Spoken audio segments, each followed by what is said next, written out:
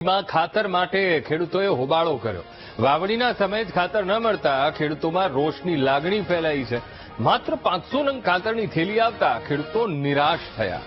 વહેલી સવારથી ખાતર લેવા માટે ખેડૂતો લાઇનમાં ઉભા રહ્યા હતા। હજારો ખેડૂતોની જરૂરિયાત પૂરી ન થઈ શકતા હોબાળો કર્યો। તાત્કાલિક ખેડૂતોની જરૂરિયાત પૂરી પાડવા માટે ખેડૂતોએ માંગ કરી। હું રાતે 3 વાગે ના આવી અને ખાતર હારું બેટા જે 4 દિવસ થઈ ગયા અને હજારોની પબ્લિક છે અહીંયા આગળ 500 થઈ ગયો।